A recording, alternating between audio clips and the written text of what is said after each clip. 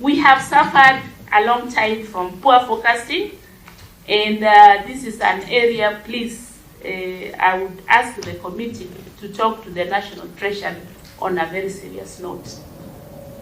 The exaggerations are in the National Treasury, and let me just give one example. When I was doing the budget for consolidated fund services, this is where my salary is paid from. I found out that my salary was budgeted at 3 times what I'm paid. Wow. I am the only state officer in my institution. So there's nothing like confusion there. I'm all alone. So I asked them, why is the budget showing 3 times what my annual salary is? And it was like that for all the state officers.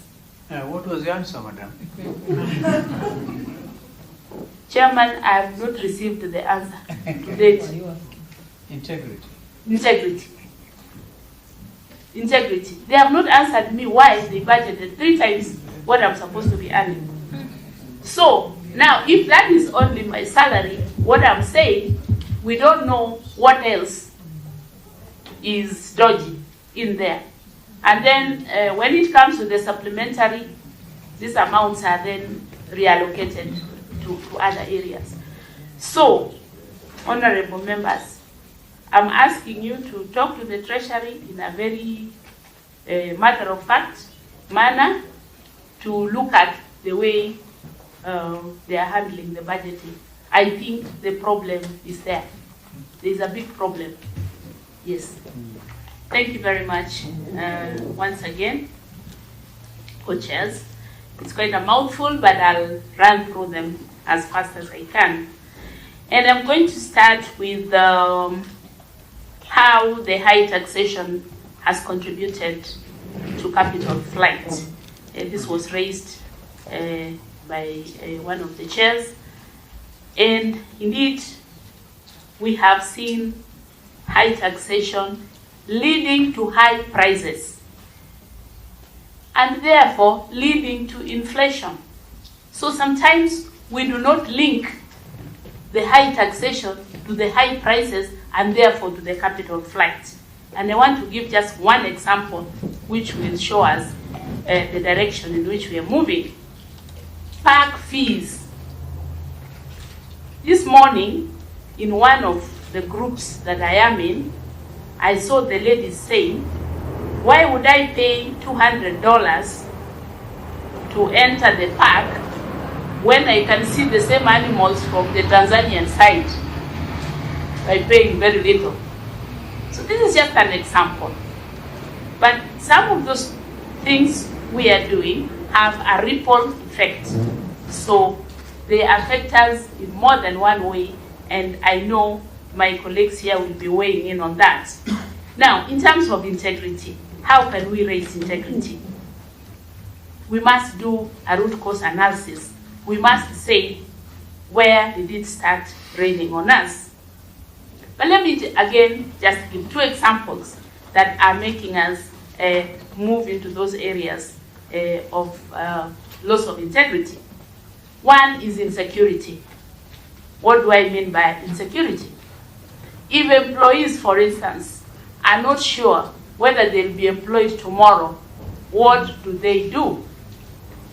They, of course, try to gather as much as possible so that they can run away.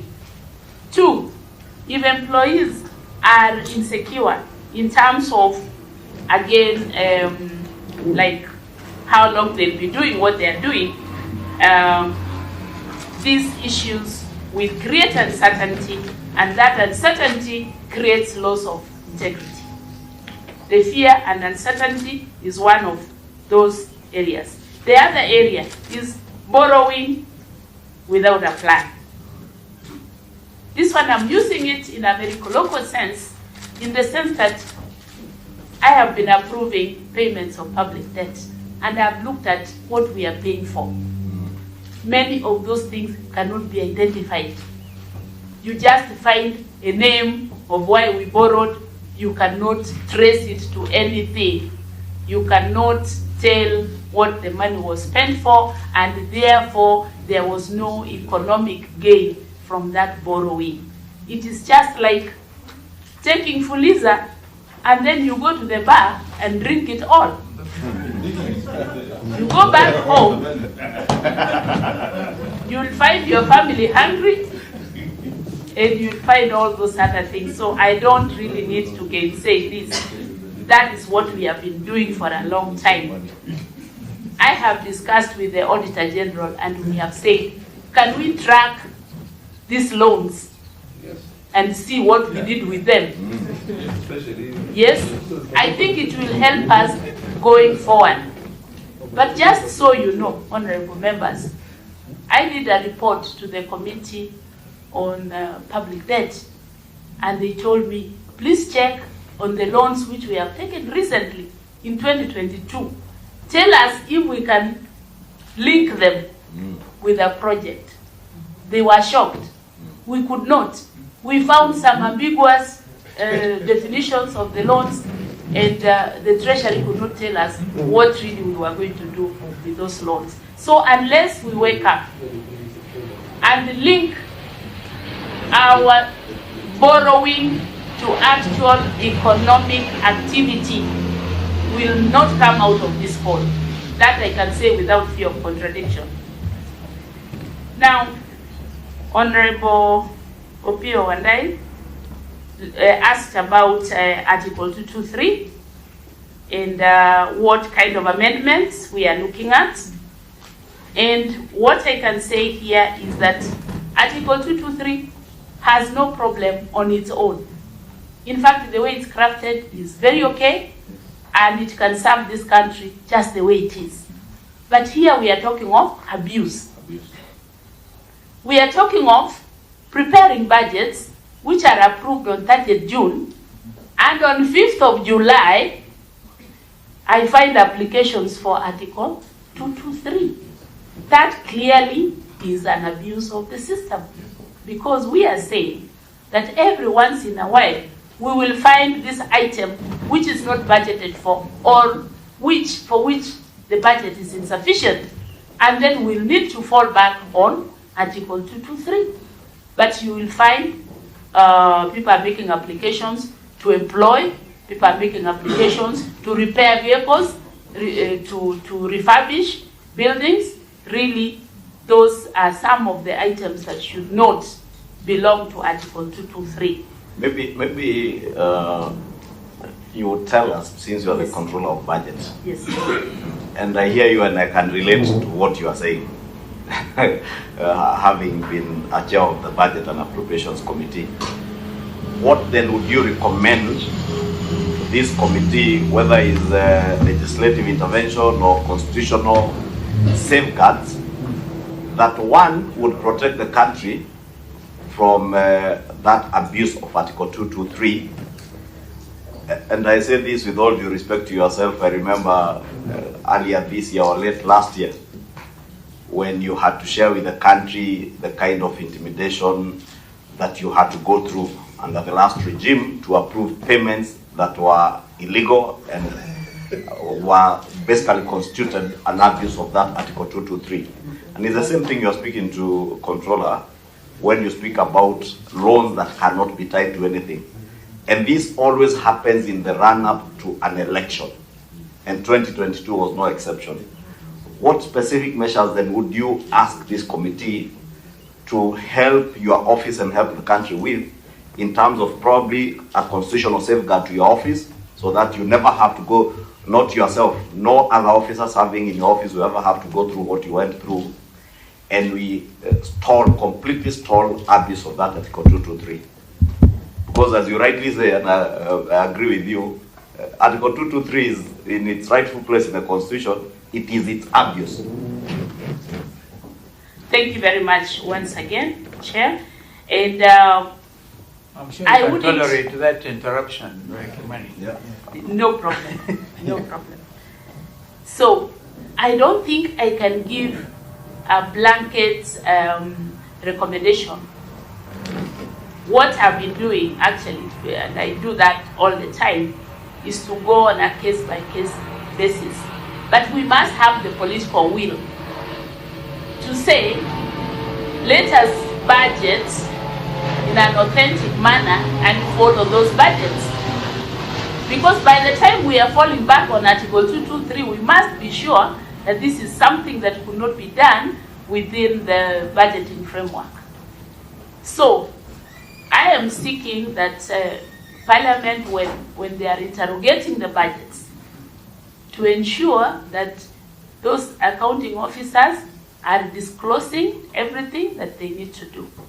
Now, this one does not need any addition to the law. It is what I could say, it's an issue of integrity. So, what I'm doing right now with the National Treasury, who are the generators of this, is to, I respectively tell them that this cannot go through under Article 223. And what we have been doing is, if this is a legitimate request, then it goes through the normal supplementary. So we are doing it on a case-by-case basis. If we went blanket, it is very possible that something will come up that requires to be done under Article 223, and then we would not address it appropriately. Maybe, and you forgive me, yes, because I am very keen on this. I say that informed by where I have come from. You also took us through a presentation, if members will remember, that was showing the variances between the BPS estimates, the estimates as tabled by the National Treasury and maybe that's why it begins to beat us as a country. Yes, yes.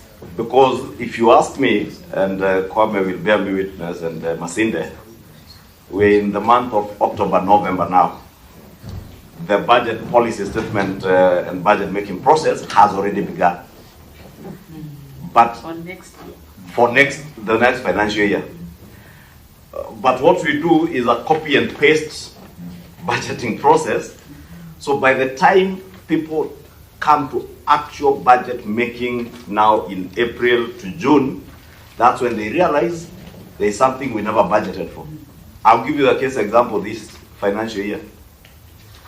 We put in a lot of money to subsidize farmers in fertilizer inputs and other inputs.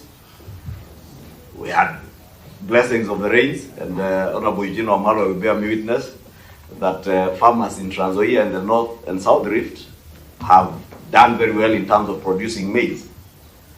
But the Ministry of Agriculture never planned for maize dryers until when the Met Department announces there's going to be El Nino, and we are caught flat-footed, and we start running around helter-skelter now looking for maize dryers.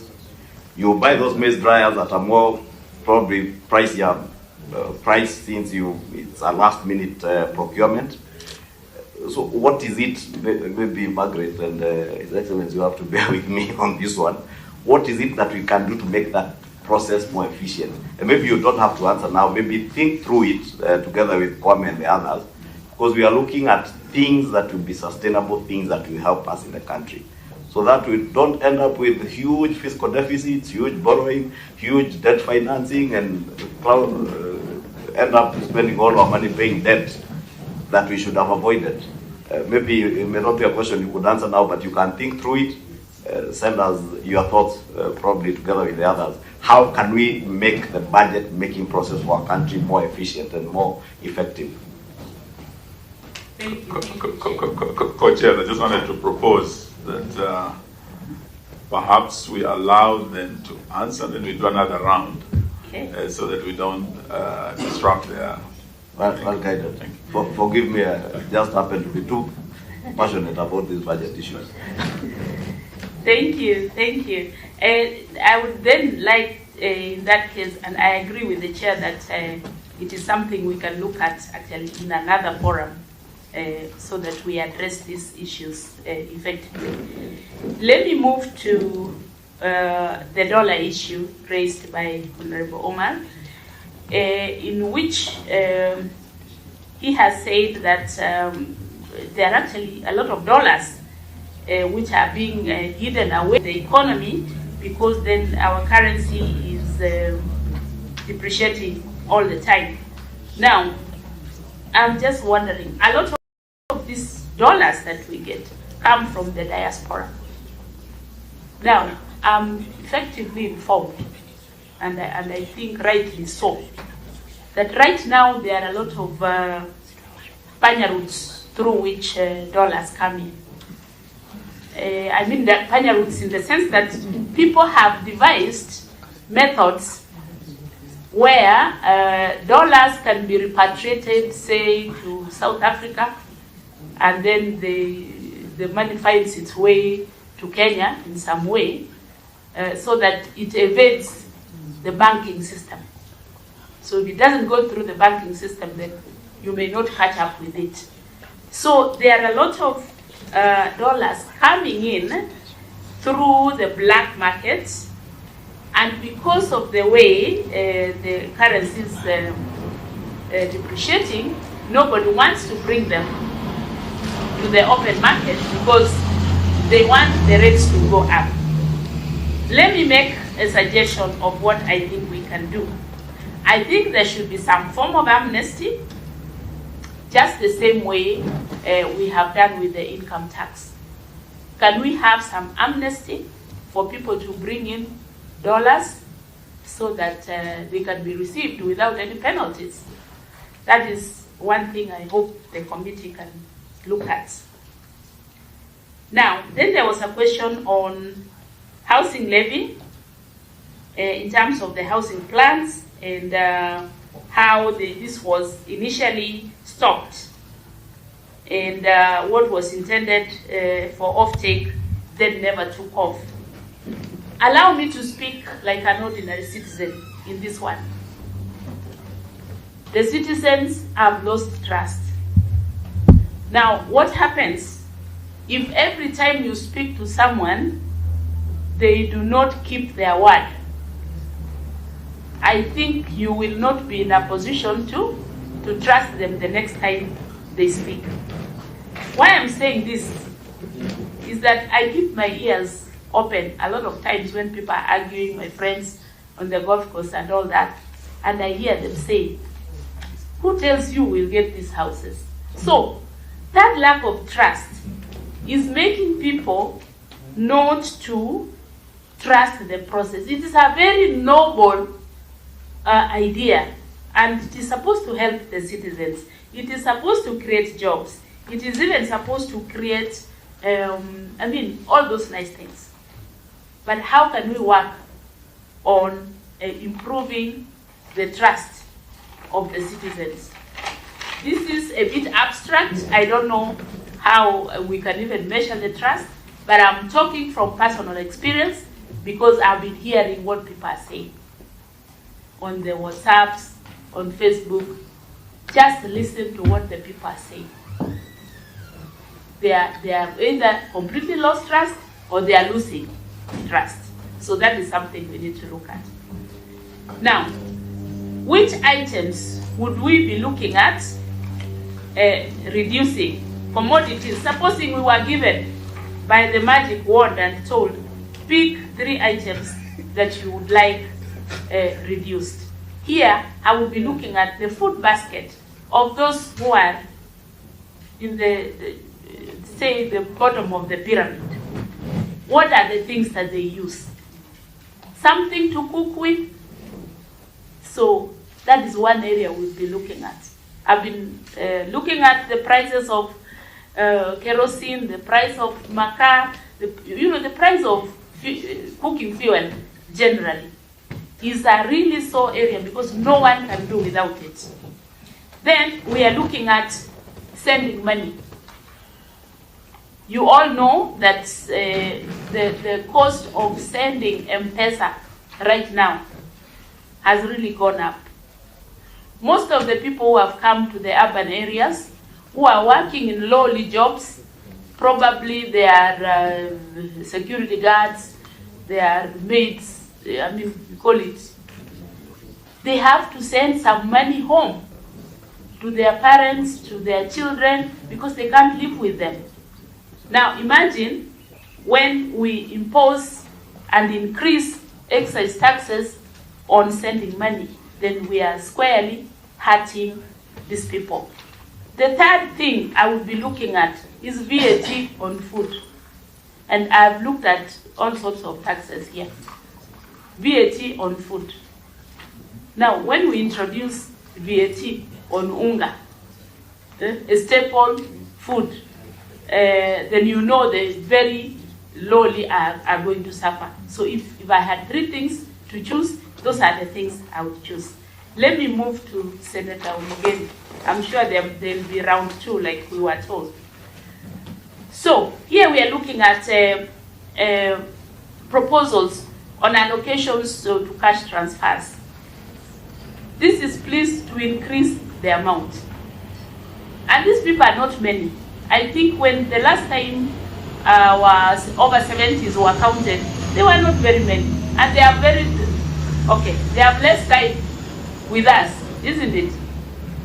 So even if we double this amount to 4,000, I think would really help them, because they are also subject to inflation and they can only buy so little sugar, so little salt. The 2,000 cannot buy anything. And then it is delayed for many, many months. So if there is anything we would do, it is to increase that amount and give it in a more timely manner. There are these low cadre employees earning the 15,000 who are really hardly hit. And the senator asked if there is an ideal wage that I would suggest. I think I would rather give this to the economists. I don't think this will be good for an accountant. As an accountant, I look at reducing costs. But the economists, I think, will chip in on the ideal minimum wage. Reduction of deficit financing, indeed, we know that we are in a cash crunch. But this cash crunch, ni ile ya kujitakia. Because, like I told you before, we have been borrowing and partying with borrowed money. That is why we are where we are. So we must look very carefully at our spending and reduce this spending. Some of the areas that could be in for budget cuts, and I think the government is already taking measures, thanks to my reports. I think in part I've been reporting where we are spending most. Travel both domestic and international. Then secondly, refurbishments. Yeah, there are many times people are throwing away curtains and bringing in new ones, and a lot of issues like that are very wasteful. Then thirdly, I would be looking at something like the fuel. And here fuel, I'm looking at the kind of vehicles that we buy vis-a-vis the kind of journeys that we make. So look at it in terms of why go to Mombasa if you can go to Naivasha. And I think a concerted effort across the economy can bring a lot of savings in that. Under the PFM expenditure ceilings, we were looking at the current budgets that do not comply with the PFM ceilings. Are they then illegal? Now, I would like to disqualify myself from the illegality in this particular instance, because when we look at national government, we have the sectors, and sectors have leaders, and these things go through public participation. All I can ask is, can these sector leaders do their job? Because if they did their job properly, then we wouldn't be discussing here about illegalities. And circulars are there. I think if they are followed, we should be having the kind of budgets that we expect. Hiring sprees in the counties, which are up to 47. How about the national government in terms of employment? Yes, I've been doing both national and county reports, on personnel emoluments. So far, the income ratio to the employment has been okay in national government. But watch this space. I'll be reporting on the first quarter. If I find that it has exceeded, you will see it in my reports. Now, going to the counties, let's all appreciate that the counties have a lower income base. So the denominator that they are using to calculate the ratio is much lower. So what are we saying here? The implication is that if the monies to the counties were higher, then probably we would be talking of a lower percentage. If the on-source revenue raised at the counties was higher, it means that the denominator will be higher and therefore the percentage will be lower. So the message I've been giving to the counties is please try to increase your inflows, because if you increase your inflows, then it means you can accommodate more employment. So that same level of employment would be a much lower percentage if the revenues were higher. So that's what I can say. Now, from Madam Catherine, thank you for the compliment. We have suffered a long time from poor forecasting, and this is an area, please, I would ask the committee to talk to the National Treasury on a very serious note. The exaggerations are in the National Treasury, and let me just give one example. When I was doing the budget for Consolidated Fund Services, this is where my salary is paid from. I found out that my salary was budgeted at 3 times what I'm paid. Wow. I am the only state officer in my institution. So there's nothing like confusion there. I'm all alone. So I asked them, why is the budget showing 3 times what my annual salary is? And it was like that for all the state officers. What was the answer, madam? Chairman, I have not received the answer to date. Integrity. They have not answered me why they budgeted 3 times what I'm supposed to be earning. So, now, if that is only my salary, what I'm saying, we don't know what else is dodgy in there. And then when it comes to the supplementary, these amounts are then reallocated to other areas. So, honorable members, I'm asking you to talk to the Treasury in a very matter-of-fact manner to look at the way they are handling the budgeting. I think the problem is there. There's a big problem. Yes. Then let me move to the manual payrolls and what is the role of the COB in terms of manual payrolls. Now, my role, as per the mandate given by the Constitution, I think I don't have to repeat it. My role is advisory as far as this is concerned.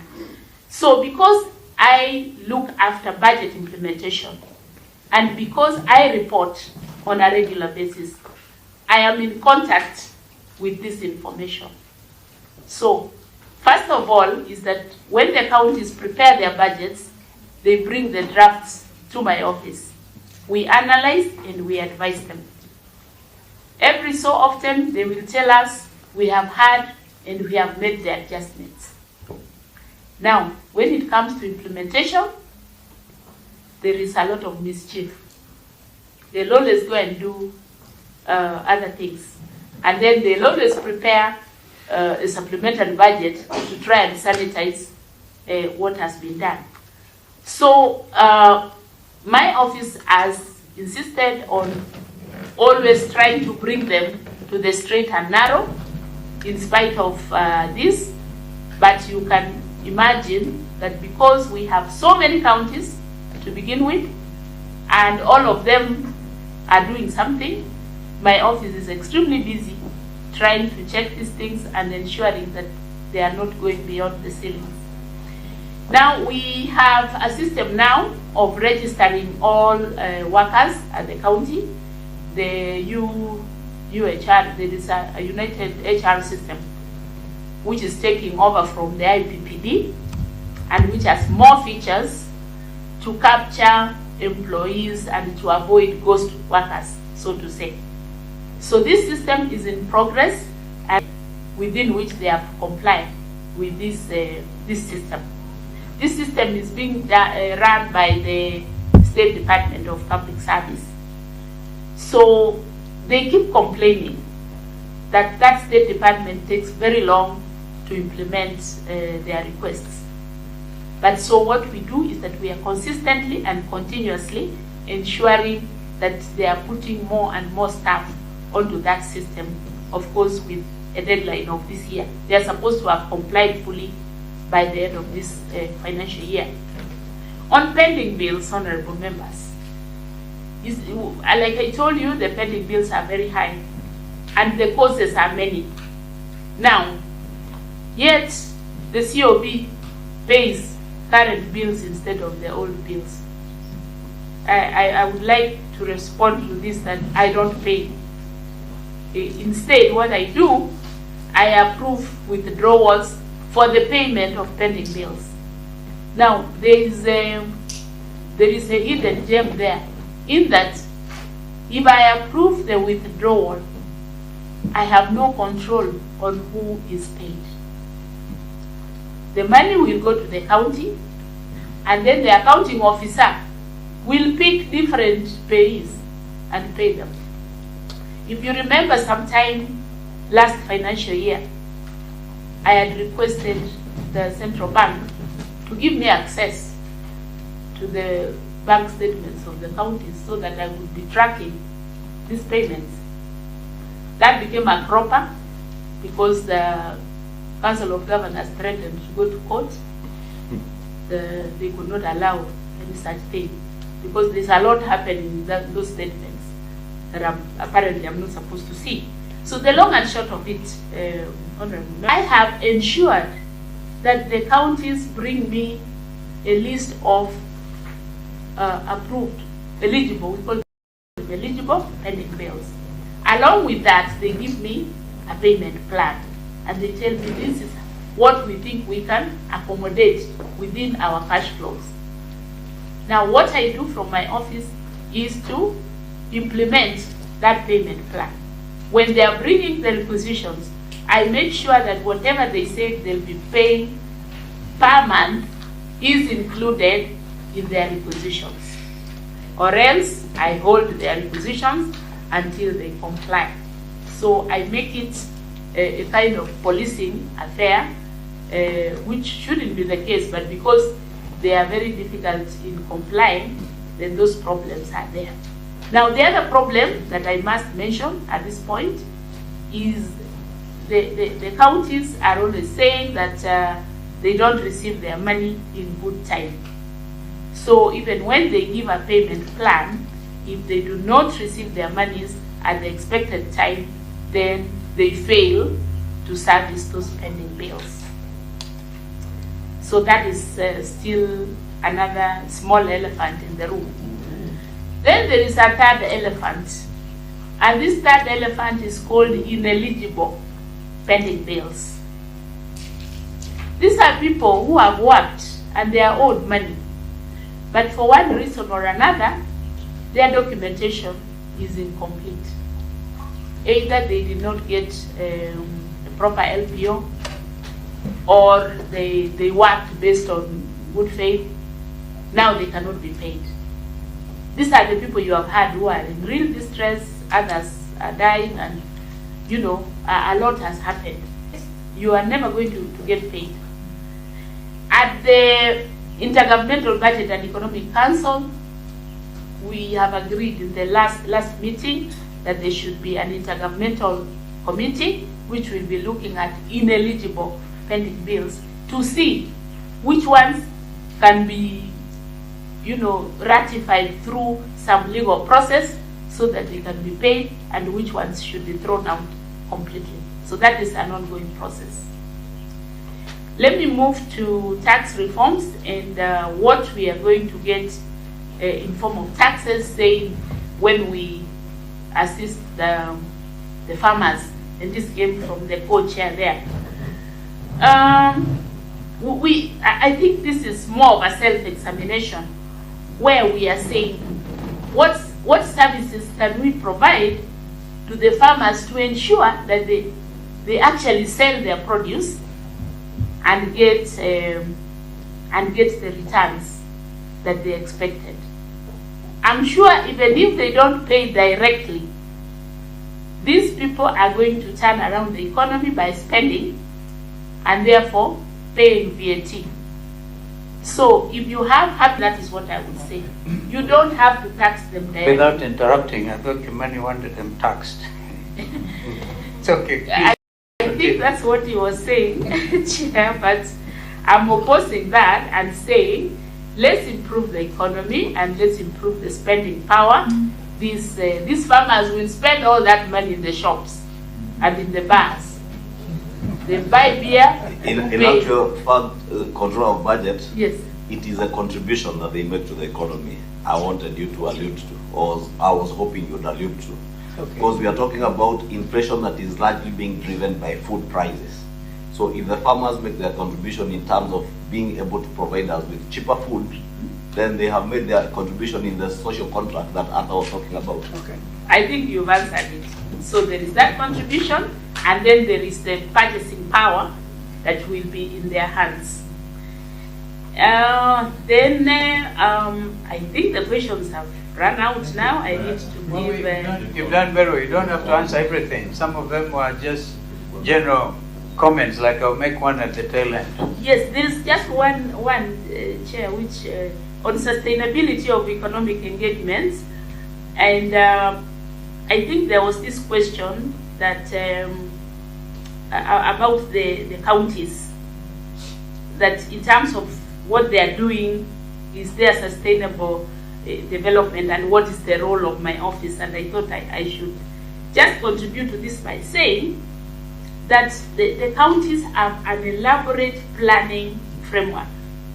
They start with the County Integrated Development Plan, from which the annual development plans are derived.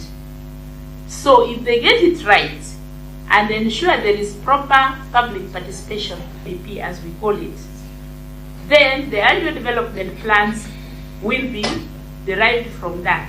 Then additionally, my office is ensuring now, and this we have made our duty, to ensure that the program-based budgeting, where we link the spending to particular outcomes, is done properly.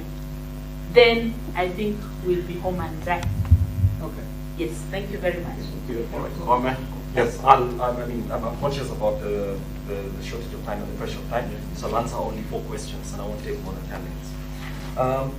So I think Honorable Kimani Chuma asked me a very direct question, which is basically about widening the tax base.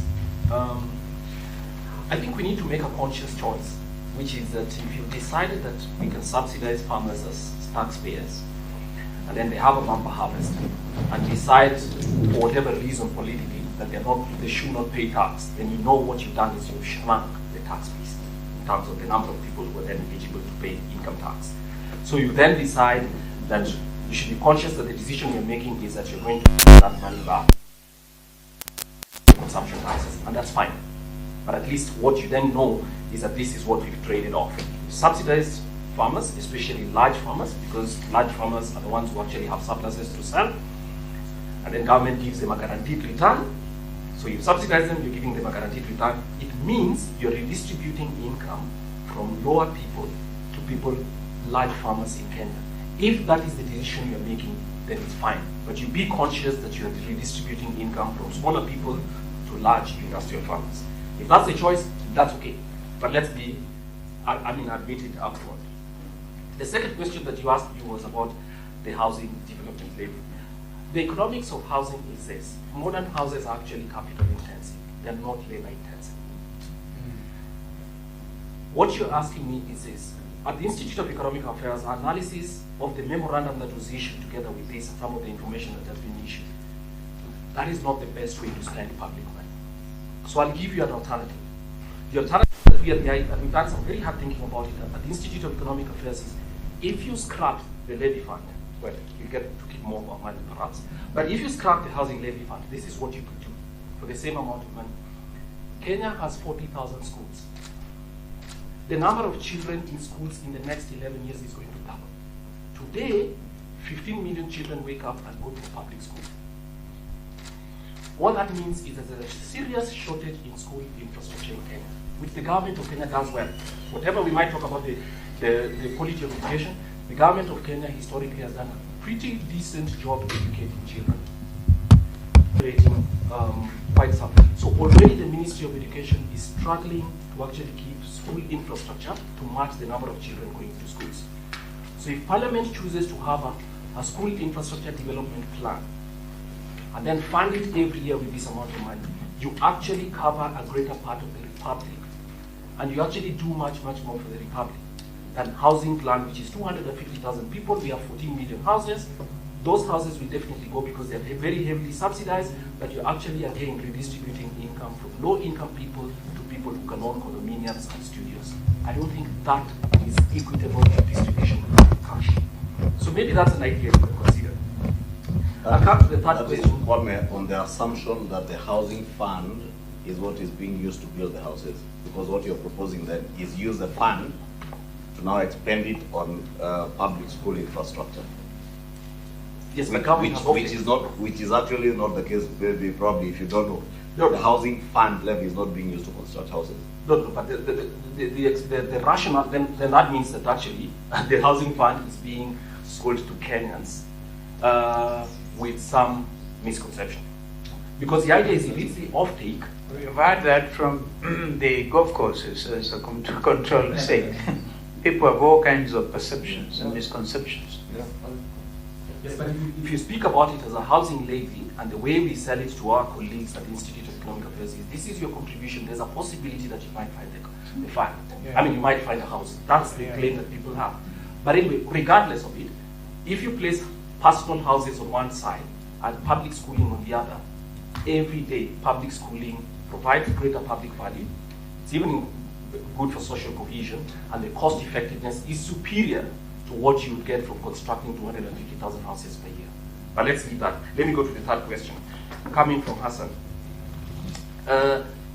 He asked about where does a default take us to. He's not here, but look, we are Kenyans and we are taxpayers. A default would probably be extremely damaging to everybody. Nobody benefits from a default. No, I don't think anybody benefits from a default at all. So obviously it's a tough thing. But what we suggest for the government of Kenya to say, let Kenyans actually understand the risks. I think the way it's been sold to Kenyans about the payment of the public debt is as if we should be made to be scared. That, look, if you're not too careful and you continue to ask us questions, there'll be a default and you lose your pensions and all this and all that stuff. I think to ensure that because there's going to be paying regardless, an adult conversation about what the options the government is choosing is the superior alternative. We hope it doesn't come, because we know that even after next year's big ticket payments of the Eurobond, subsequent years will have very significant payments still required. So we think that this burden is one thing. Part of sharing the burden is to treat people with respect, right? Citizens, let's have a conversation around this question in that way. So there are no shortcuts, we agree, but perhaps the tone of the conversation could actually be more conversational as opposed to lecturing people. Then, Honorable Kalonzo, do you think the Kenyan side, sorry to interrupt, would borrow from the Korean example, what you heard from other, where ordinary Koreans were able to say, okay, we're going to pay a public debt, and they contributed over 27 billion. Do you see that happening in this country? Further taxation. I think that's a good example, but the truth is, Kenyans are still even struggling to buy food. Yes. So asking them to contribute to a government public sector kitty to pay for that, and they're paying through taxes. So I think the respect is you pay through taxes. These are difficult times. It doesn't matter whose fault it is, by the way, whether it's the administration, the incumbents, or their predecessors. The point is, we're all here together as Kenyans. We cannot eject from citizenship. Let's all try and hold this thing together. I think that's the point. What could be done at this moment is this. There are 14 million households in Kenya. As we demonstrated, for the lowest 20% of households, their income over the last 1 year has shrunk by 30% relative to the prices of food. Those people need help. So if government wanted to extend help to them by expanding the food subsidy, and it can be distributed very easily through mobile money transfers, this was done. And this is a temporary measure. It is not a permanent one. So your concern about its sustainability is valid. But we could do this for 1 year until we see what happens. It is cheap, 8 billion shillings a month. That is 1 day's collection of revenues based on today's estimates. So that's one thing to consider. It's immediate, it will be extremely helpful, and it will even calm people quite a bit, showing government is here working together with us. Now, the 3 mistakes that you mentioned, Honorable, Yes. these are the ones that we at the IE have tracked.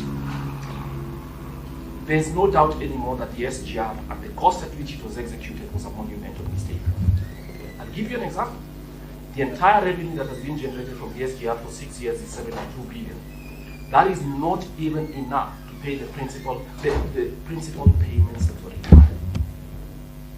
So obviously that's a sinking fund. I think it would have to be treated very, very differently. So that's one. More recently, you see, the food problem in Kenya, I think, is improperly analyzed. The problem with food's availability and food security and cost of living is not that there's no supply, sometimes supply is short, but that households at a certain income level, even if the food was available in the market, their income is, so it's an income problem. The conversation we've gone with so far is to subsidize farmers, and it tends to be farmers who are the ones who got the fertilizer and got the seed, and so they have big stores. But if somebody in a certain market say, if this was a Bomas village and their income has not grown for 5 years, that supply does not help. That was another mistake. Then government starts to trade cooking oil. All that money, and we are not questioning the intent, we are questioning the design of these policies. It was improperly designed. The way to do that is actually to support households to be able to consume during a shock such as the one that we saw. But most of the support that government has given are to traders, but more specifically to the supply side. So we might have food stores with 67 million bags of grain, right? But we might not have enough. People might still suffer because they do not have enough money to buy the several kilograms that they need per month.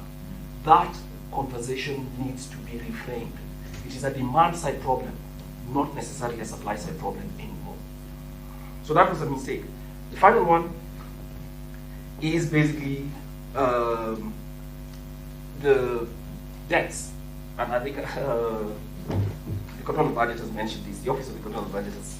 Look, you cannot run a deficit of 6 to 7% per year, regardless of where you work, for 10 consecutive years as we did in the last administration, not expect to have a problem. It was a matter of when, not if. So I think the Parliament needs to be a little bit more conscious about Treasury selling to you that infrastructure solves all problems. It doesn't. As we can tell, we built a lot of infrastructure, stadiums and all those other things. It's not paying for the debt now. They're still going back to the citizens and getting that money to pay for them. Parliament needs a serious conversation with itself about whether you performed your oversight functions well. And my judgment, with due respect, gentlemen and ladies, is you did extremely poorly. Thank you. You must own this problem as well. Thank you. You hear that, Kimani? Your Excellency, I hear that, but Kwame will agree with me that within those 10 years we are dealing with a very tyrannical regime, and the Controller of Budgets will bear me witness. You know what you have to go through. On a lighter note, Co-chair. just a minute, Eugene. Yes. Just as Kimani likes to stretch us backwards, I can tell you for a fact, part of the reason we are sitting here today is because of the integrity issues that the Control of the Budget spoke about.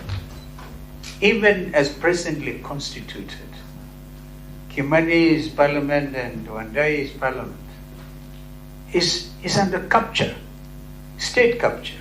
So you shouldn't expect much from them. And this is why we have to really go deep into these things. Even as we are sitting here, I said this is not even for you.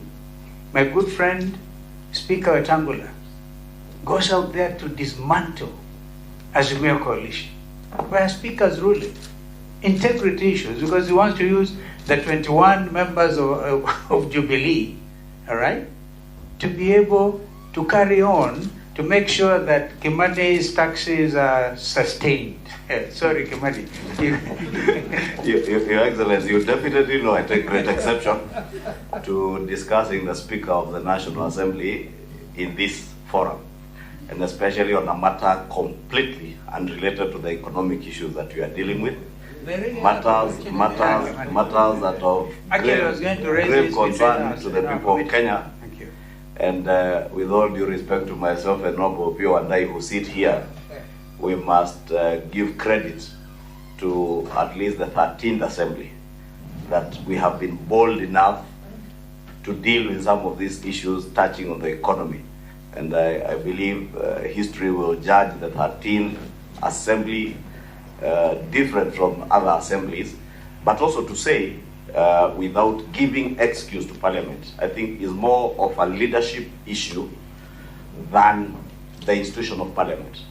It is about leaders who appreciate the role of institutions, that the Comptroller of Budgets is an institution, not the person of Margaret Nyakango, that Parliament is an institution, not the persons who sit in Parliament, and respect those institutions, that they have a role to play in budget making, in helping the government and the executive to deal with matters to do with the economy.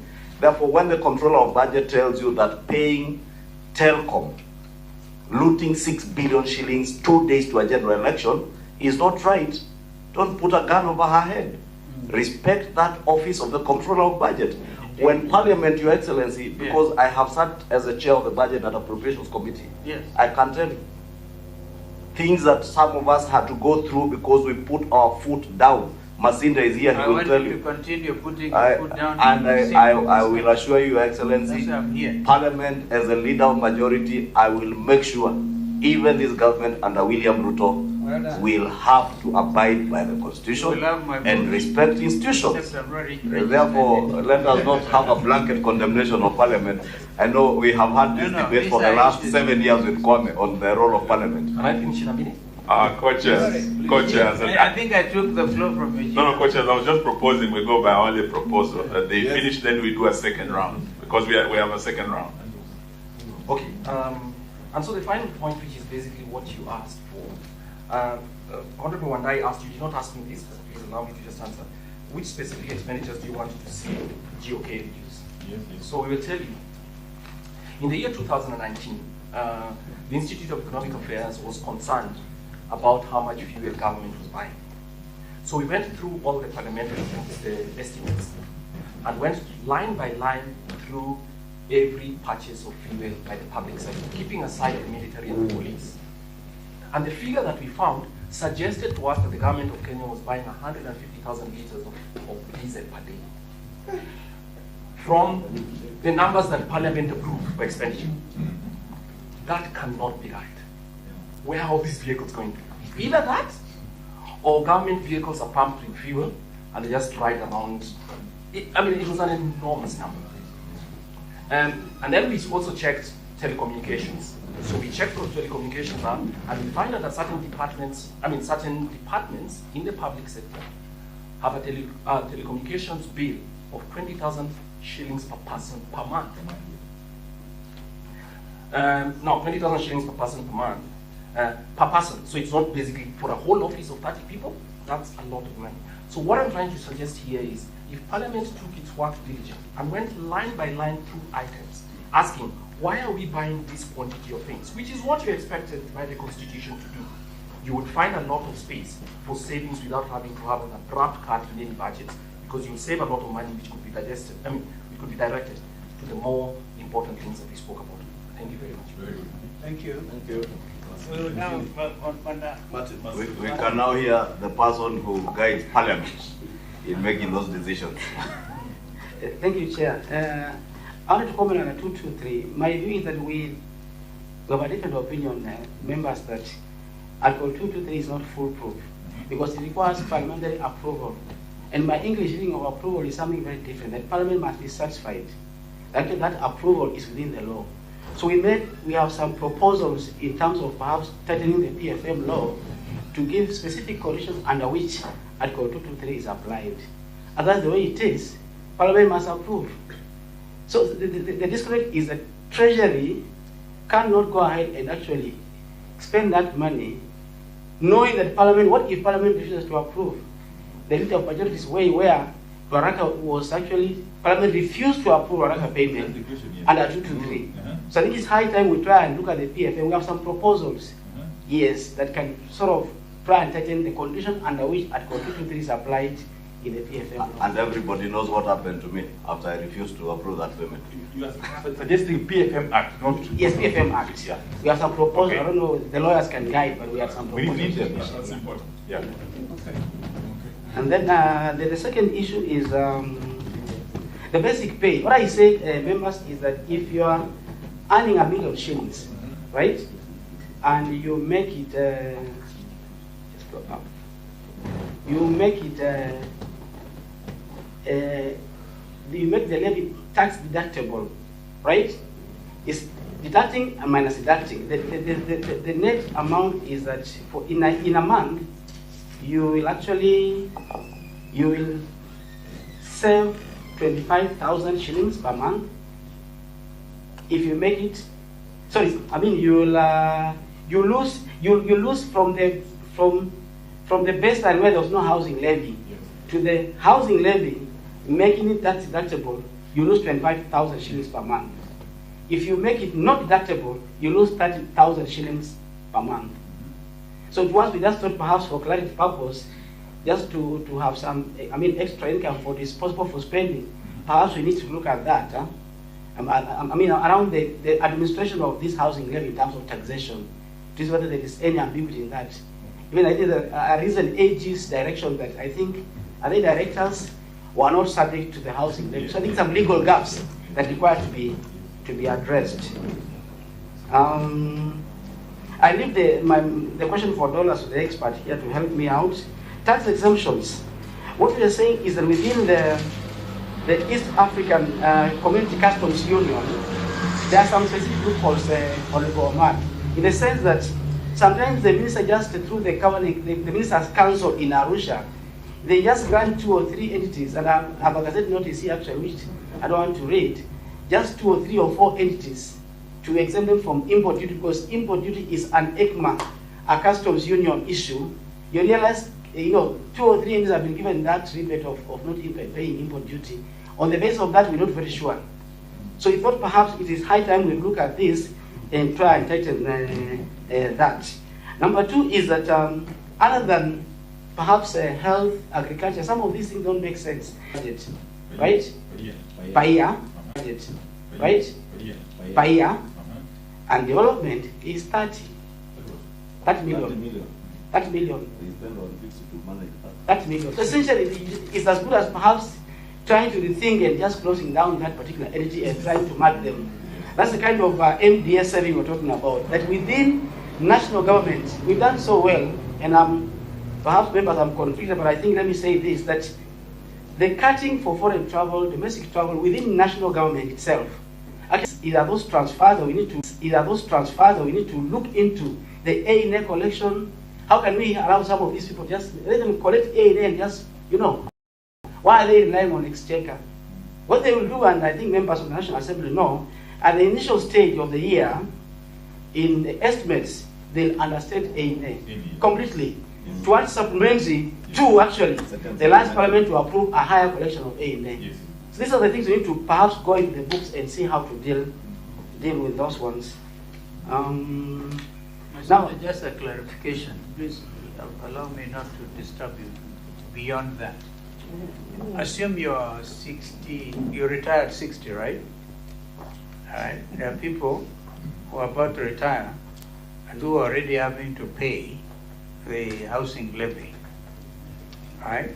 Do they have any hope whatsoever of getting any house, why don't you then think in terms of the willing?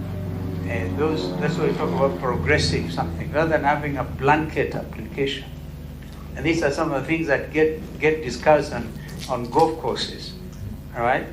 Because you see, and then the trust element. Can we really trust these people? Well, are they not collecting this money to do other things and just get lost? So since you advise Parliament, have you thought of this? I don't look at Kimani because I don't sit in that. Just look at me straight. He's probably looking at me, Your Excellency, because you probably may not understand the nature of the housing levy we are dealing with. It's now a tax. Yeah, It's an outright tax. Yeah. And to ask whether someone who is about to retire, whether they should pay tax, is akin to asking you if you are above 60 and you are retired, do you pay for tax that provides health care to other people who are fall sick and you are not sick yourself? And it happens. Or the estates of dead people, they pay taxes to provide services. Yeah. And that's why I think if we listen to Arthur Muliro was very and the clear social on contract, fairness. the social contract, Yes. I think is what should guide us on matters tax, other than our political inclinations. And I would really beg we No. I think we this leave has it nothing to do with political inclination, Kimani. Arthur was very categorical that the tax regime should be fair, should be seen to be fair. And surely, if you're calling housing levy, people are likely then to get a house. This is a common understanding, the street talk. And then they'll ask you, surely you're paying tax and you're about to retire? What hope in the world, unless it's your grandchildren who benefit from this kind of thing? So we need to debunk these things without looking at the political Excellency, I will inclination. invite you because we have the housing department coming tomorrow. Yes. Absolutely. I would plead that we leave that matter to them. They will be able to explain to us Yes. that the housing tax is not for me to pay a tax to get that house actually. It is a tax. When it was a levy before, at 3% is when that argument then would have held. Okay. Now that argument cannot hold Fair enough. because of the bashing that the levy had, and then it was changed into a tax. And I'm sure Nyaga, who is seated there, who is more on the taxation matters, will be able to explain that better than even Masinde. Yeah. And then there is a typology of the typology of these houses that are restricted to various incomes, and the selling price to the market is restricted also to about 55,000 per square meter, and the government then gives the offtake through that housing fund for those by taking the market risk, because it is done through a PPP program. So you get the land, you structure your financing, you come and build, then there are various incomes in terms of the typology, 20 square meters, 40 square meters, and 60 square meters. Hassan is very conversant with this. When is the first thing? That's what I was proposing. First, we are going to break ground in Mombasa very soon. Mombasa, you are not actually. And if you breaking pass ground. the integrity test on that Pakistan is one. complete. I think we leave the Why don't matter we of co-chair housing. and deal with it tomorrow? Yeah, that's I agree with Eugene. Let's deal the housing matter. We have the whole morning tomorrow morning to deal with housing, and I'm sure all of us will have questions to answer. And we can have Kwame and the rest of the experts. Yes, you are invited to, Yes. since it is an open forum, We wanted to help. come and help us. So the other chair was actually, our thought was, I agree with you, the lead of majority, actually the RDL was adjusted from 2% to 1.5% in the Finance Act, as well as IDF going down from 3.5%. RDL, His Excellency is asking, is the Railway Development Government Levy. levy. Yeah, this acronym. Yes, it was adjusted. So just use the RDL, say what it is, because it was your proposal that it be reduced. Yeah, so we said that the Railway Development Levy was adjusted in the Finance Act from 2% to 1.5% Downwards. downwards, while the import declaration fee was adjusted from 3.5% to 2.5%. But remember, as we are, and our team behind me, as we are coming. And also, if I remind you, Yes. the RDL and IDF for LPG gas was completely removed. Yes. And I thought my memory was serving me right. I had to Actually, Google you're and right, check. yeah. So now our immigration was, when you look at August, the landing cost of oil was 108. I think this should be per liter, right? 108 shillings. Huh? In September, it went to 115.9. We try to debunk and see what is causing the change, right? Prices, international prices, contributed 46.82% of that cost, right? Now, because the way the railway development levy is applied, so the only change, the extra change, was the railway development levy, which grew by 7.69%, and the import declaration levy, which went up by 7.66%. I'm doing VAT because VAT itself has huge significant contribution to revenues, so I'm not discussing that one. So our proposal, if we looked at some of these small things in a way, because it seems as if the import declaration levy is levied on the CIA, cost, insurance, and flights. So as the price of international prices go up, similarly, this also goes up. So just thinking perhaps if we made it in a way that it no longer perhaps goes in line with the international price and find another way of measuring it, then perhaps it will lessen the burden a bit in terms of the total impact every month going forward. Yeah, think about that, Masinde, a little harder. Just a thought against revenue collection that is from those particular heads. Yeah. So allow me, Chair, if you don't mind, to my dollar expert. Yeah. Yes, Nyaga. Yes, thank you so much. I'm Robert Nyakango from PBO. Thank you, co-chairs, for this opportunity. On the exchange rate, my initial comment is that we need to address the issue about our exchange rate. It's a risk, and it can become systemic going forward. So I think the question was, what are the main causes? The main primary cause is too much imports relative to our exports. The difference between the two, I got some numbers here, is 5.8 billion US dollars, which is about 900 billion, which you have to finance. You have to find new dollars to pay for your imports. And therefore, when you look at the flows of remittances, the flows of other incomes, and exports, the second issue is the US Federal Reserve intervention in the market, basically to address inflation, which was caused by COVID. The inflation in US was caused by them giving too much money to the public to consume. And therefore, they needed to remove that money from the market. In subsidies? Yes, in subsidy. So I think also subsidies have a risk if you overdo them. So when they started removing them by increasing interest rates, then what you're seeing is an outflow of capital. This includes money in the stock market or Nairobi Stock Exchange, and also portfolio investments, whereby people are buying bonds and treasury bills, going back to those countries to buy better instruments anyway. For example, if you're an investor and you are in US, what would you prefer to invest in? A US bond or a Kenyan bond? Yes. When the rates are high. So I think that's the issue. So the capital flow, and it's still going on, and that's why I'm saying we need to address this matter. It's still going on in the stock market. The Safaricom today is trading at 12 shillings 50 cents, down from about 40, I think 2 years ago. Number 3, we have a more developed Nairobi Stock Exchange and a financial market. Our banks are more connected internationally. We actually have Kenya Commercial Bank, Equity, you find them in DRC, in Uganda. We also have a lot of MNCs, multinational corporations here, Coca-Cola, and many others. So when there's a problem in our economy related to fluctuations of our economy or even the dollar, they're more likely to move their money from our economy. So a developed financial market is actually can tend to bring that problem.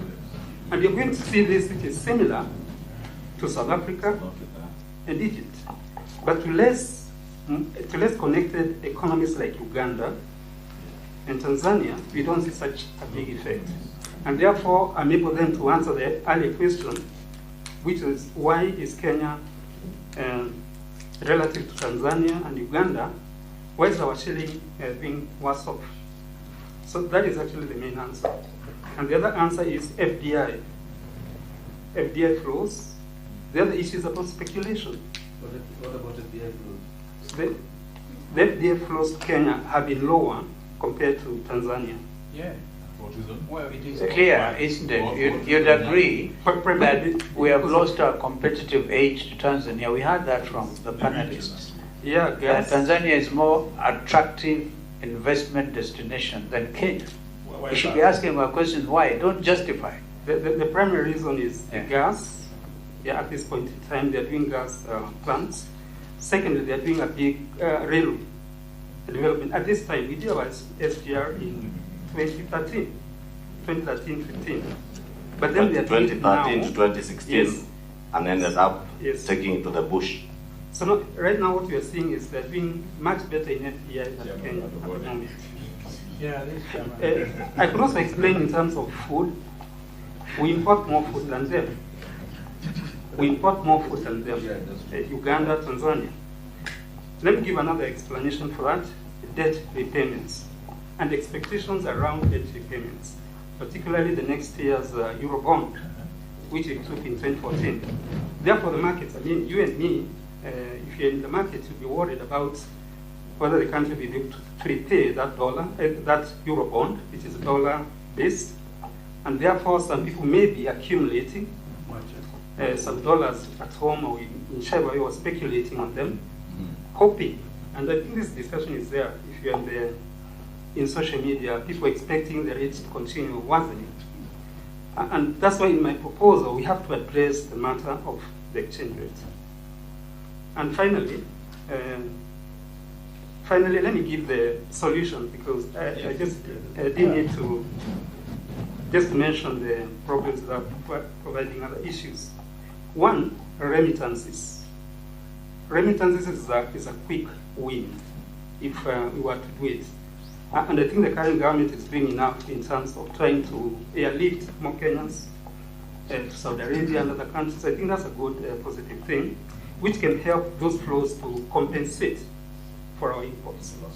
Secondly, address exports. Thirdly, macroeconomic interventions. One, inflation. When you're fighting inflation, you tend to raise interest rates. I would expect that to be helping us, but it seems it's not responding as much. The other issue is growth. If you improve your growth rate, obviously things are going to look better. But finally, Chair, is regulation. We have an opportunity to address the whole aspect about regulation. In 2011-12, I was involved in the committee which was addressing the sudden fall of the Kenyan shilling that time. So this problem we had it in 2011-12. Again, Parliament formed an ad hoc committee, a select committee to address this particular matter. So I think this still need to have some discussion going forward on how you can address this matter. Exchange rate is one of the most risky prices if you don't get a hold on it. Thank you so much. Thank you. Yeah, Thank you. One additional information, Chair, is that I think from the supply side, we need to be a bit careful to address the supply side for cereals. Total imports, and cereals constitute 14% of total imports for 2022 and 2023 to date. 14% of total imports is cereals. From maize to rice. Maize to rice and everything. So import require dollars. So from the supply side, we also need to address some of these bottlenecks of cereals being gotten from agriculture. Could it agree more, Masinde? And I think it's the same point that Arthur was making in terms of enhanced investment in the agricultural sector to make sure that we reduce on agricultural produce. I'd ask a specific question to Kwame, but maybe any one of you could answer. Are there, or is there an opportunity for us in this committee to recommend a quick fix solution to the problems that bedevil our country today in terms of the state of the economy and the cost of living? or do we just maintain sustainable medium to longer term solutions that will give us a more sustainable way of managing our economy? Because I think, and it's out there in the public domain, people expecting that there can be a quick fix solution at the snap of a finger. Is there such a solution? Because as a student of economics, I do not know of any. Maybe from where you sit, I'll help you might find one, but don't worry. Your Excellency, I'm talking about quick fix economic you know what solution, I'm not saying? political ones. I thought we heard of one, by the way, from the controller budget, and I think when it comes to doubling the 2,000 to 4,000, yeah, because we're talking about having people have food on the table, basically. Perhaps, in fact, the most vulnerable, the elderly citizens thing. So that's one thing. So let's not be pessimistic, Kimani, while Kwame tries to answer your question. He didn't answer mine. He didn't answer mine. Why is it the prices of macadamia and coffee and things are, I put it to him that time. Thank you. You did. Thank you, Coach. I just wanted to add before Kwame responds. I think part of the reason why we're here is because we have a crisis in our country, and we call you as experts to look at possible solutions, short term, medium, and long term. So we would, even as you guide us, would like to look at what can be done immediately to give Kenyans some relief. And we did it. I mean, when we were in the middle of the COVID crisis, it wasn't just a health crisis, it was a financial crisis. So the taxes that we were able to review at the time, I've referred to them. But also there were things that we did, and some of them Kwame has referred to, particularly in terms of what can be done in the education sector. What we did, we had about 10 billion that went to, Kazi Mitani, the youth. We also were able to allocate, I think it was about 6.5 billion that also went to the education sector. Construction of classrooms, desks, putting money in the pockets of young people across the country. And I think that cushioned a lot of people. So we are not just looking at the long term. The short term we're talking about, maybe our colleagues in Kenya Kwanza are very passionate about the affordable housing. We were equally passionate actually in the last administration because Uhuru Kenyatta's Big Four agenda, housing was a key pillar, and everybody was very passionate. But the reality of the circumstances was that we're in a crisis. That can be postponed, it can be done later. And we were able to do that. So the issue of this housing levy being turned into a tax, I think is the most oppressive task. Most Kenyans are saying, we already have mortgages, we can hardly take home a third of our salaries, imposing this tax on us, and you are forced to pay. It's very oppressive. If there are other ways, my late brother Mike used to say, a good idea can give way to a better idea. If Kwame, and this is very refreshing, the brainstorming we're having, to have new ideas, that we don't have to be fixated on this housing thing, because the main agenda for Kenya Kwanza was really, they were saying it's not about housing, it's about creating jobs. I think that this has been the argument. There can be another way of creating jobs. And these are some of the suggestions you are giving us. And I think they're going to benefit our analysis in terms of the way forward. I would also just ask the budget team from Parliament. We heard from the control of budget the issue of the inflated salaries. Is this what we've been hearing about, budgeted corruption, where the inflations? We heard from Kwame talking about, the fuel, more than can be consumed. The budgeting people, I mean, you can guide us. Is this what we are hearing about budgeted corruption and what can be done to make a saving from this so that we are able to push on Kenyans. Lastly, the issue of FDI is very worried that we are lagging behind our sister countries like Tanzania and others. We know that our Kenya Kwanza colleagues have said the blitz, the global trips, and I'm told it's a record. In 1 year, 38 trips. I think back in 10 years did 32 trips. Can you, probably in the last 1 year, give us maybe an indication in terms of contribution to the FDI, foreign direct investment, improvement in this period of this administration? Are you in a position to give us that figure? And lastly, in terms of the global examples we were given by Muliro, which one would you recommend for Kenya? Because we are looking at we are in a crisis. We need to see how to get out. Thank you. Okay, Omar, second one.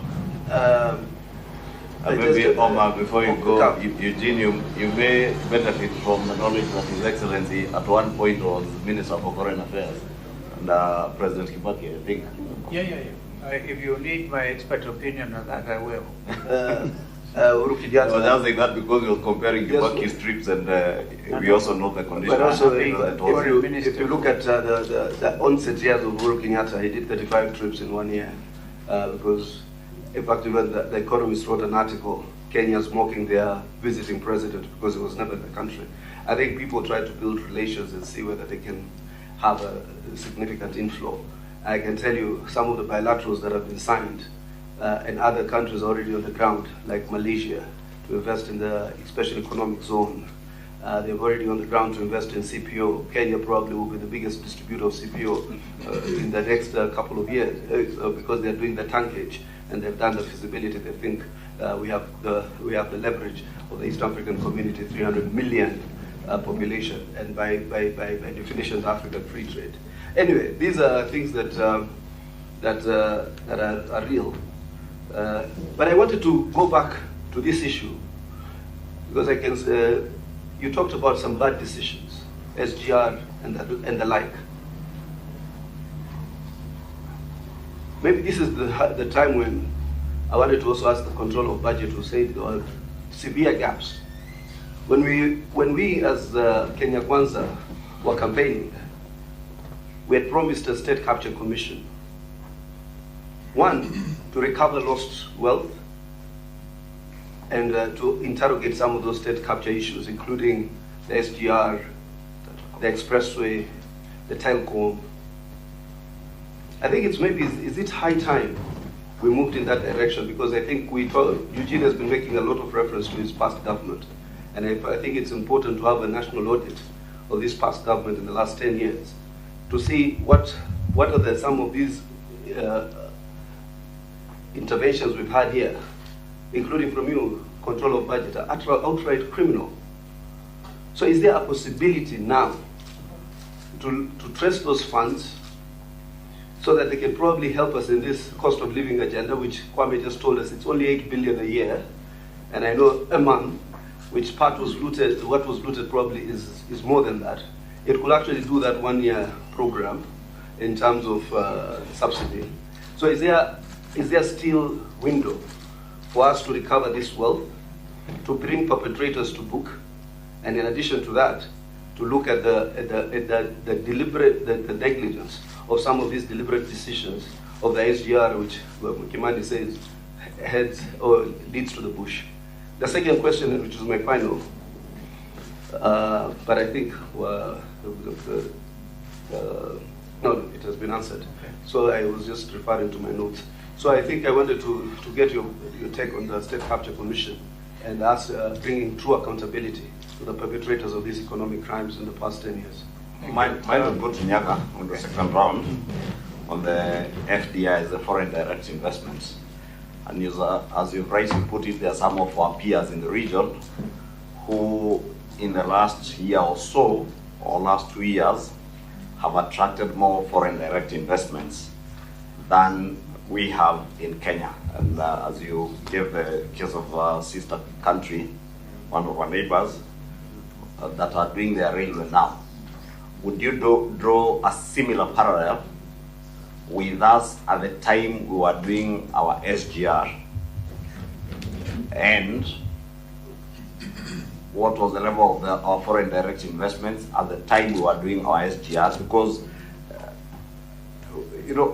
sentiments, economic sentiments play a big role in attraction of foreign direct investments. And therefore, when the world is optimistic that your economy is on the right trajectory, people tend to invest in your country.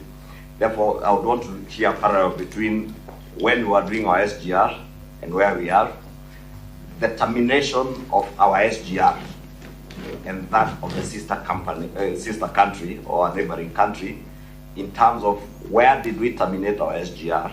Are we deriving value out of that SGR when it ended up, those in the media called it the railway to nowhere?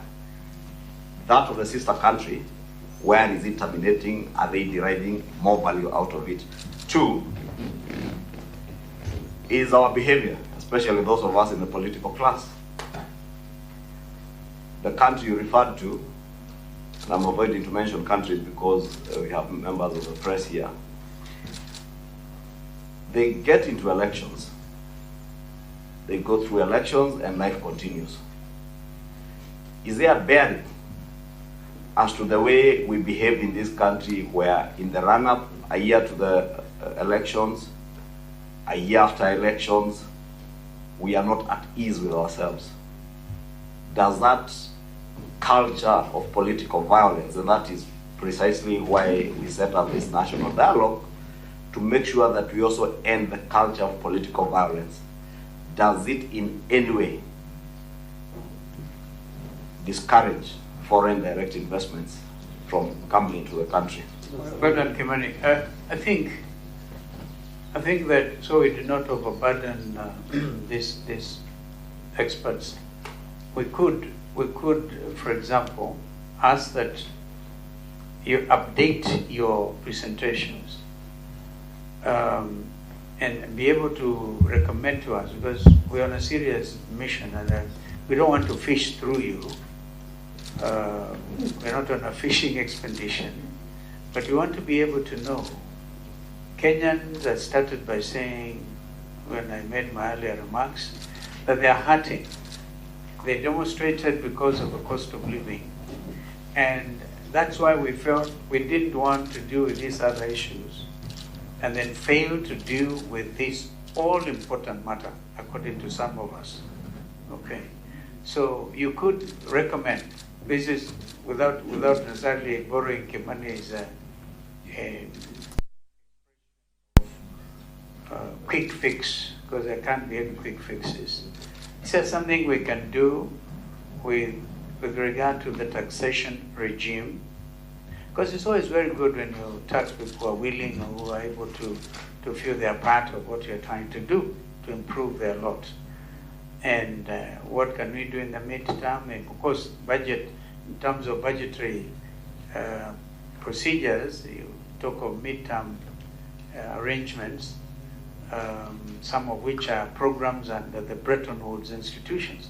In fact, we had hoped that representatives of Bretton Woods would also come and share with us. I'm not sure whether they're still coming, but I just wanted to make your task more focused so that you don't deal with some of the long-range issues we may raise from this end. Actually, the thing about national dialogue in this committee is a part of national healing. So you hear some of us having those exchanges, okay? Because like Kimani wants to heal. He wants, this thing about SGR seems to be worrying him a lot. And others maybe have, some of us have deeper issues to worry about. But I think we'll spare you for now. And please give us, because one thing the controller of the budget did was she saw a relationship between the high cost of living and capital flight. That's an issue.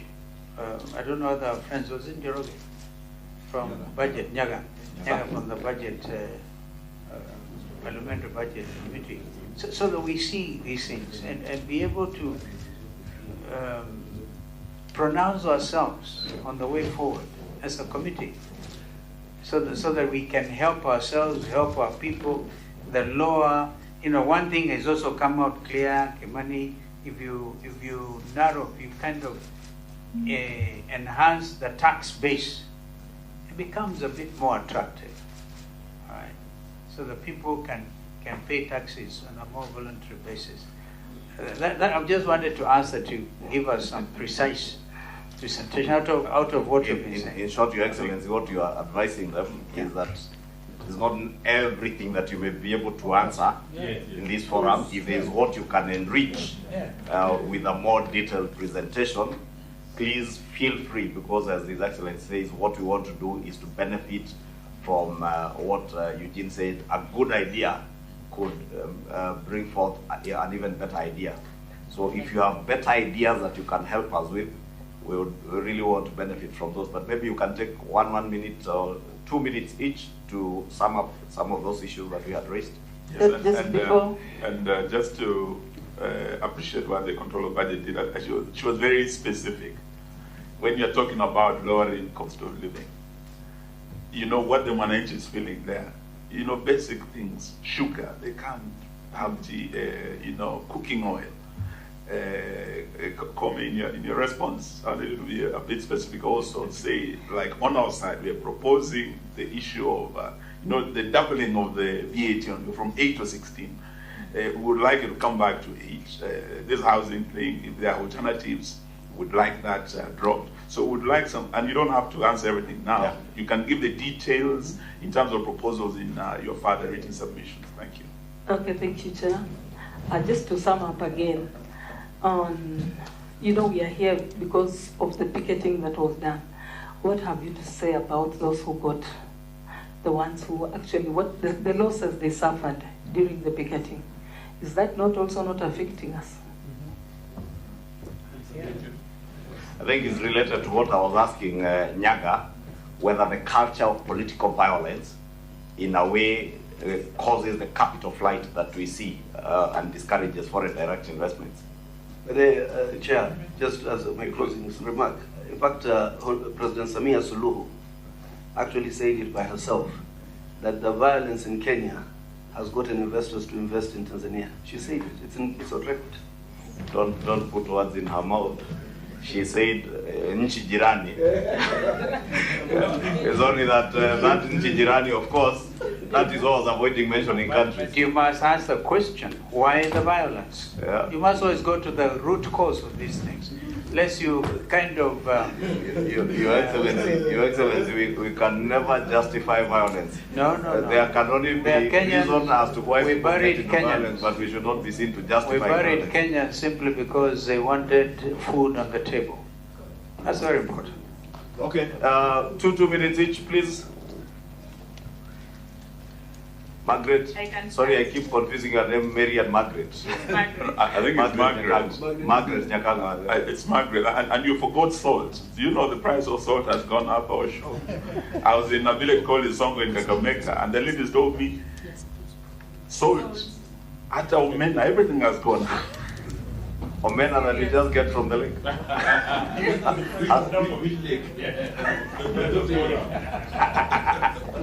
that tells you that the global recession is real, because if even the cost of omena or even salt that is mined from the water, but you of course know getting salt from water is a manufacturing process. When the cost of electricity goes up, the cost of labor goes up, everything is bound to go up, and that's why we really endeavor to deal with this issue in a very rational and objective way, so that we get your expert opinions. Imani, on a lighter note, not everything has gone up. Some of our values are important. If you want to marry a Kamba girl, you just bring nine cattle. 9 hectares. So we may have to revert to 36 goats. Don't worry. I wish I was Just not to make married. it. I wish I was not married, Your Excellency. Chair, we are not doing very well on time. Okay, Margaret. Thank you, Chairs. I Want to go to think Bunge? the area I want to talk about just a little in the 2 minutes near the Bunge. Are we able to establish like how much foreign direct investment has been raised in the last 1 year? This is not possible. Why? Because you cannot do marketing and already get the sales. This is not, I mean, the cost and effect is not direct.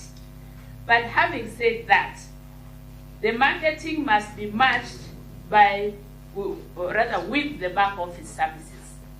So what do I mean?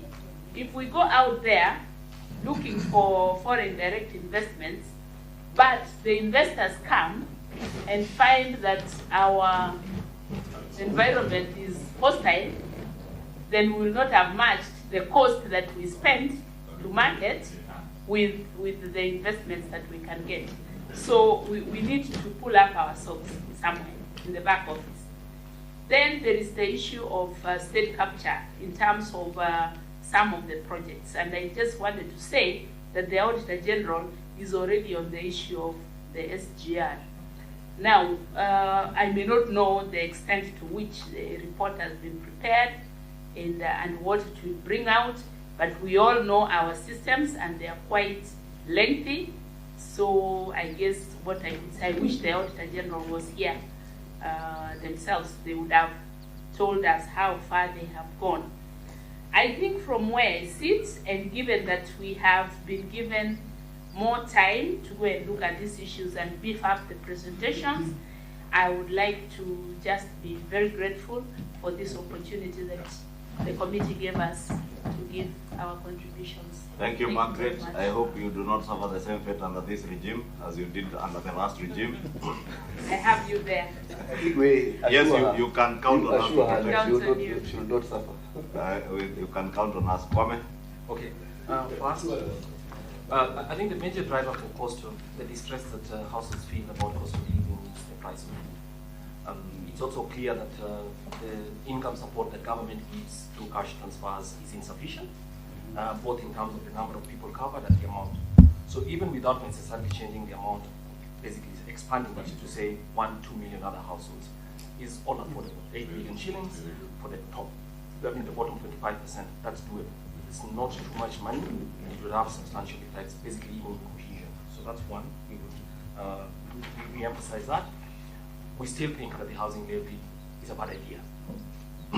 A superior idea would be actually to use the same resources that have been generated to expand schools throughout the country. Why? Because the demand for schools is just going to grow up, but also schools construction create local jobs. As opposed to constructing condominiums in Nairobi. There'll be fancy apartments, certainly, wherever they would be, but that doesn't create, most of it tends to be capital intensive. I think the third question is, nobody mentions it, the word privatization is considered a bad word. The government of Kenya has substantial assets of very high value. And when you have a problem with making payments, if you can't pay pensioners and you can't feed kids, when you can't construct schools, you let go of assets. And some of those assets could be in a transparent way, governed by a law that Parliament will pass, and it would actually provide some substantial relief. It's not necessarily a solution, but it could provide substantial relief in the short, in the short run. So thank you very much. Thank you very much, Kome, and PBO. These are your guys. I just give them, they are due 2 minutes, but maybe Kome also to inform you that the housing programs are coming also with an element, and maybe just to agree with His Excellency, there's a lot of talk on the housing that information and maybe the ministry should do more to inform Kenyans.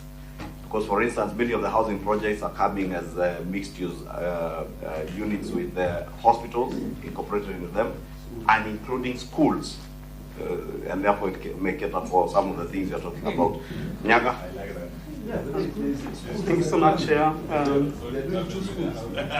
You don't build a settlement, for instance, replace the entire of Kibra, for instance, where you're housing, say, 1 million people, do multi-dwelling units that will accommodate 4 or 5 million people, and you don't provide social amenities like schools, hospitals, common user facilities like playgrounds for them, and all those are there. Nyaga? Thanks so much, Chair. FDI is affected by the climate of doing business in the country. And some of the issues that drive the climate of doing business include 1, political stability, 2, education, infrastructure, good infrastructure, regulations, taxation, including property rights. So you can look at it in a wider format. Number 2. What was the Foreign Protection? Remember Foreign Investment Protection Act? Yeah. On the other issue, Chair, you raised the issue about the big ticket investments like SGR. I would imagine if we design them well, you can get the dollars in here, so that those investments are not done here, but the money is transacted outside. So I think that could be a good idea. You can extend the SGR or do other things, including climate financing projects, which is actually a new opportunity for FDI. Perfect. Thank you very much, Mr. Nyaga, Masinde, Kwame Wino, and the Institute of Economic Affairs and the Control of Budget. We, again, in conclusion, just have to say, should there be anything of value that you would find of value to this committee and to the country, please feel free to share with us, either in writing. Also feel free to join us tomorrow as we engage, especially on the housing issue. I would really want to get an engagement between Kwame Owino and the Institute of Economic Affairs and the Ministry of Housing on in particular proposals on housing and what they have, and probably could also benefit from also getting information, and Kenyans getting more information on the housing agenda as envisioned by them tomorrow. We thank you for your time, and sorry we kept you quiet for almost the whole day. It's now 3:45 p.m. But you will also bear with us, because this is one amongst the issues, as His Excellency said, that are very key to this committee and indeed to the country, because the cost of living and the global recession are indeed matters of concern, not just to Kenyans, but to many people around the world. And homemade solutions we can come up with your help would be of great benefit, not just to this committee, but to Kenyans at large. Thank you. God bless you. So, yeah, members, tomorrow, 10 a.m.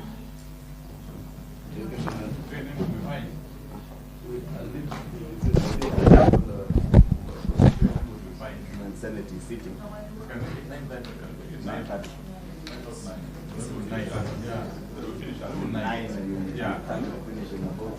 by 1. Let's make it 9. Then we will also have to sit on Monday. Because the National Treasury and the